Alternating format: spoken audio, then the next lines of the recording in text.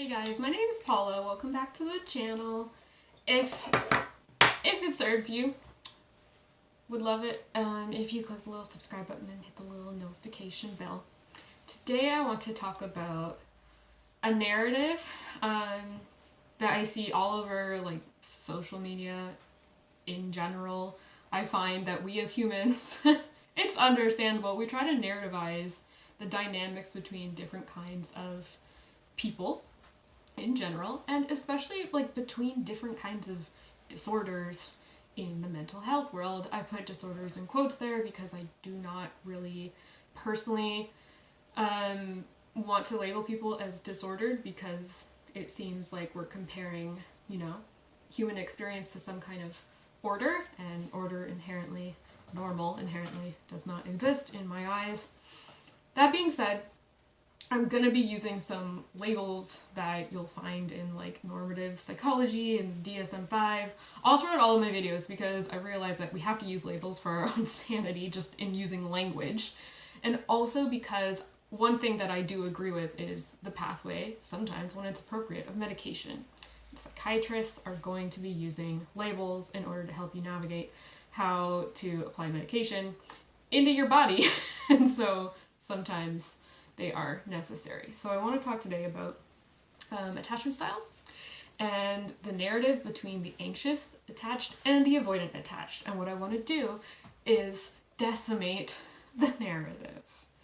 Not because I don't believe that these styles are indeed often attracted to each other, not because I think anyone's bullshitting what they're going through, but I just want to put a more neutral lens on this kind of dynamic between the anxious and the avoidant person. By the way, I'm avoidant. I have a lot of qualities of dismissive avoidant. I look very cold, very cool, very put together most of the time, but secretly inside I'm terrified of talking about anything revealing. So that's where I'm coming from most of the time. I do also think that most people, if not all people, are actually all of the attachment styles. Like, we're all secure sometimes, we're all avoidant sometimes, and we're all anxious sometimes. Would love to hear your thoughts on this. But here's the thing. So often I hear this same narrative that avoidant folk, and obviously, yeah, I'm biased because I have this, I act this way, I have these tendencies, that we have some kind of master plan to intentionally fuck with anxiously attracted or attached people. And that on some weird, sinister level, we enjoy seeing you guys like flounder in front of us. This is, in my experience at least, because I can only talk for myself, not what we're trying to do. We're not sitting around with like sinister plans trying to intentionally manipulate you. I sincerely hope that if this is a dynamic you believe is happening in your life, that you can gain space from someone who might be treating you that way. But I would also really love to encourage you to really reflect. Like, does the behavior that you're receiving from somebody really hurt you, and so it's really serving your ego well to create this narrative that they're a piece of shit? And, is it maybe something more neutral that both of you are not necessarily to blame here? What I really want to do is just invite more compassion to this narrative, more neutrality and more compassion. I don't think that anxious people are intentionally pushing people away by, clinging on to the point where they become irritating or too much for other people. I don't think that's your intention if you're someone with more of the anxious attachment style that comes out. I don't think you're sitting there planning on that being a method for yourself. More than likely, when we're acting out of these wounds, if we could be given an option to act another way, we 100% would take that. We 100% would use a tool that says, hey, I can help you escape this dynamic that's exhausting to your nervous system. I can lead you in a healthier direction, I think all humans would probably say, oh my God, give me that tool. Please God, that sounds incredible. So, speaking for myself as an avoidant person who has definitely taken on the role in a couple of my past relationships, not all, but a couple of them for sure, that come right out of childhood, like right out of the mother wound and the father wound, kind of like deep stuff, like pre-birth stuff.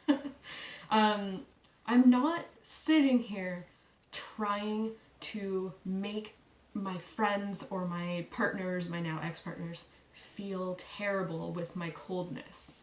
In fact, I will often go out of my way to say, hey, I'm probably going to really confuse you with my behavior at some point. I'm probably not going to text you back. I'm probably going to seemingly disappear off the face of the earth, completely unexpected, for many days or a week at a time. I never usually go more than a week.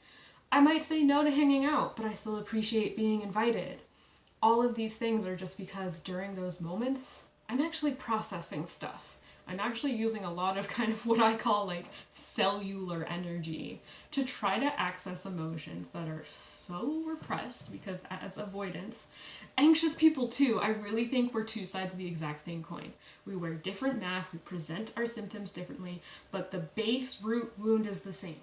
That we did not ever feel safe in just confidently expressing ourselves, and so now our true hearts, our true emotions are so systemically repressed, and I mean by the outside world, by the type of home environment we grew up in, and also now by ourselves, because it's just habitual, it's burned into our nervous system for the time being. They're so friggin' deep down there that it doesn't feel safe to access them. So I think both of these attachment styles are dealing with issues of not feeling safe. There is no big freaking master plan on the part of any of them, and there is not one that's more innocent than the other. Responsibility for our actions has gotta happen, guys. I would really love to shed some light on avoidant people as people pleasers, because I want to equalize. You might be wondering, like, why am I fighting for equality here between anxious people and avoidant people? And you're right, I'm definitely like, I'm heated up because I'm sick of seeing avoidant people just called like cold-hearted masterminds who don't need human connection. It friggin' hurts to be called that over and over and over again for 3 decades. I'm very over it. And so what I want to do is show you that we have a softer side. We basically have a side that's completely clueless to how to express ourselves. So,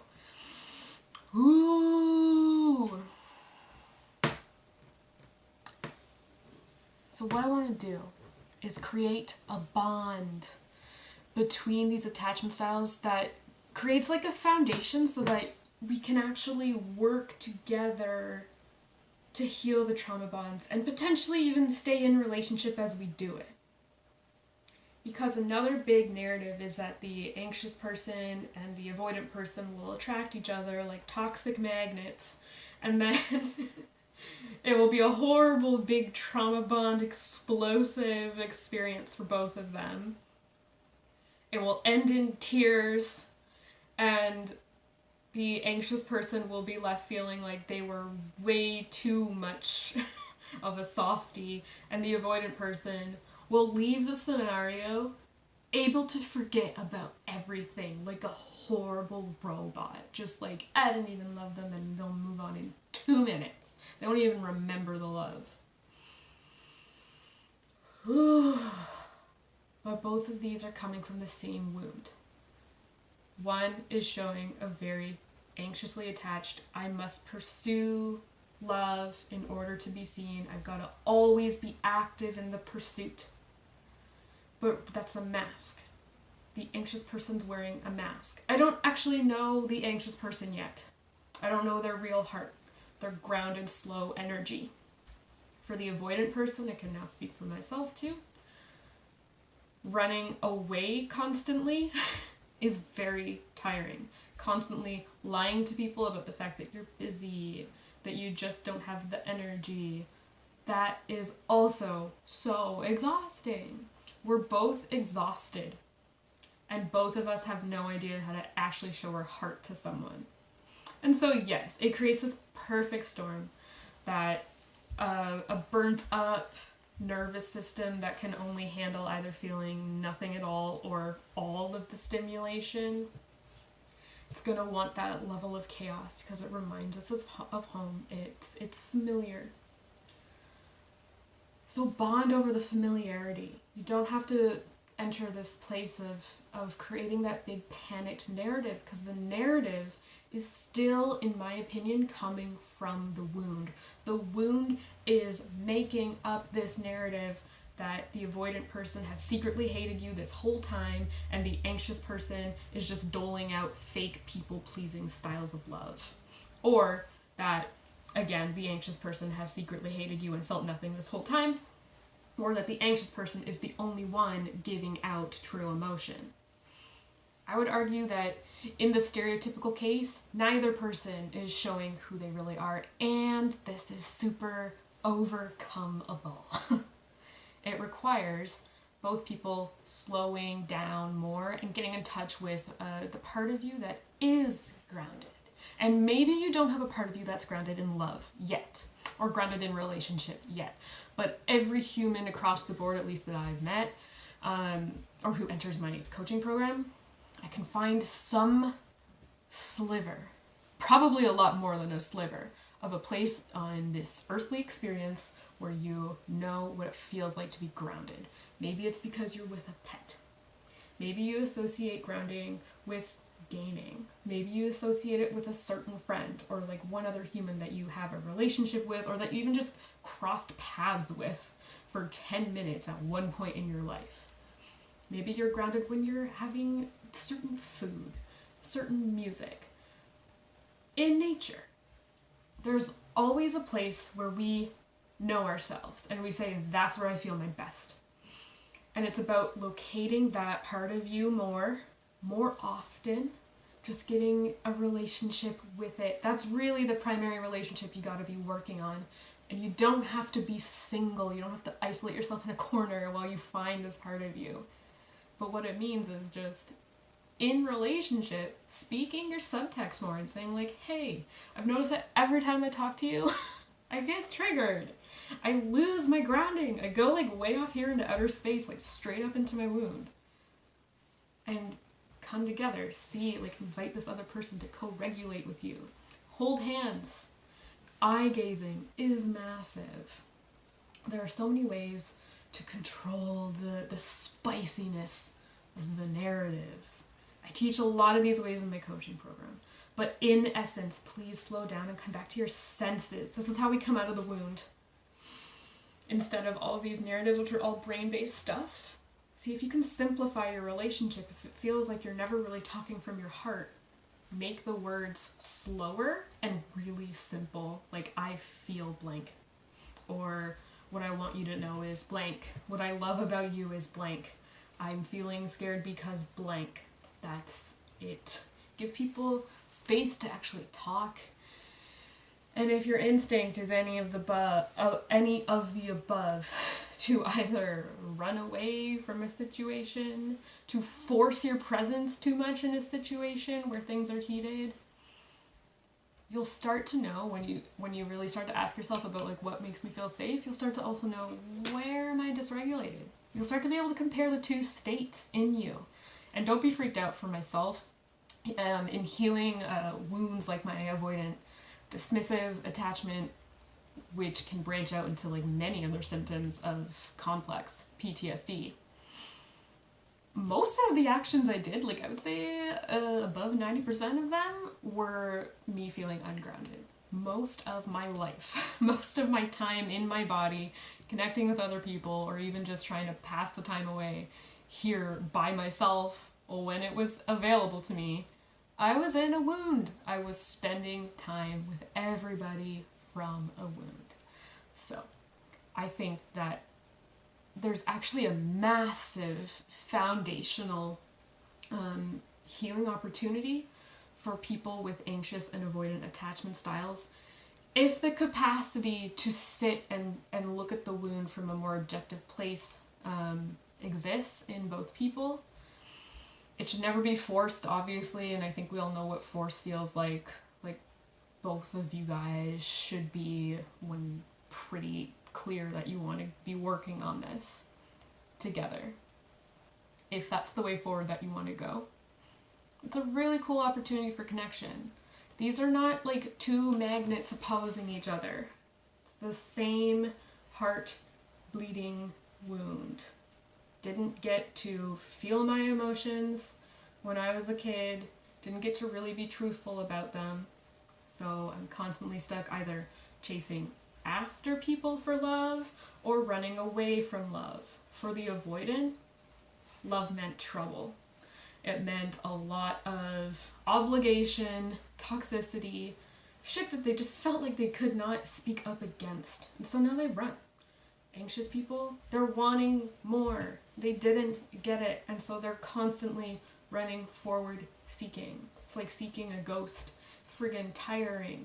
And this way completely oversteps personal boundaries, because so far your experience in life is that everyone is just way too much.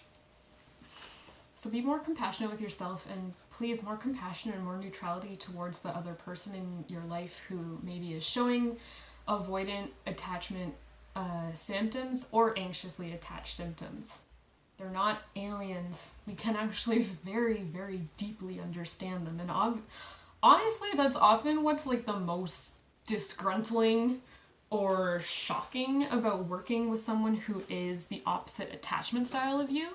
Our ego gets really comfortable being like, oh, that person's so weird.